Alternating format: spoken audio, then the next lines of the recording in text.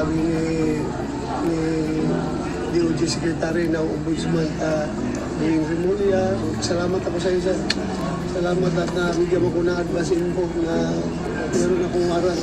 Naka-enjoy ako na 6 months by my lump sum at nakapag-Bible study ako ng gusto for 6 months.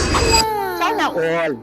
Ang Bible study ay hindi po substitute sa pagtalima sa utos ng Diyos at ng batas ng tao. Nakakapika na ang paggamit ng religious language ng mga politikong kinukubli ang kanilang mga kasalanan at paglabag sa batas. Kung sadyang nakikinig tayo sa salita ng Diyos, susundin natin ang kanyang kautusan na sumailalim sa mga autoridad na nagpapairal ng batas. Sabi nga po sa Romans 13, everyone must obey state authorities because no authority exists without God's permission. And the existing authorities have been put there by God. Rulers are not to be feared by those who do good, but by those who do evil. Romans 13 po yan, verses 1 and 3. Kung sadyang wala tayong kasalanan, hindi tayo matatakot na harapin ang anumang kaso. Hindi kailangan tayo magkunwari gamit pa ang pangalan ng Diyos.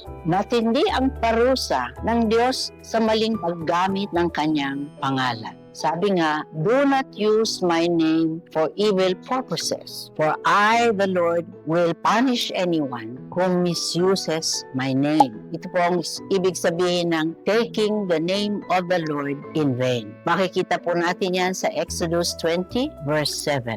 Alam ng ating mga politiko na ang karamihan ng mga Pilipino ay very religious. Kaya kunwari, sila ay mga santo-santita. Ngunit sabi nga ng Panginoong Jesus, why do you call me Lord, Lord, and not do what I tell you? Yung po ay makikita sa Luke chapter 6, verse 46. Ang mga tunay na alagad ng Panginoong Jesus ay yung mga sumusunod at gumagawa ng mga utos niya. At ano-ano ang mga ito? Ang propetang si Micah gives us a summary ng ano ang gusto ng Diyos. Sabi ng Diyos, what does the Lord require of you? But to do justice, to love mercy, and walk humbly with your God. Micah 6:8. Ito po ang dapat na ginagawa ng ating mga politiko.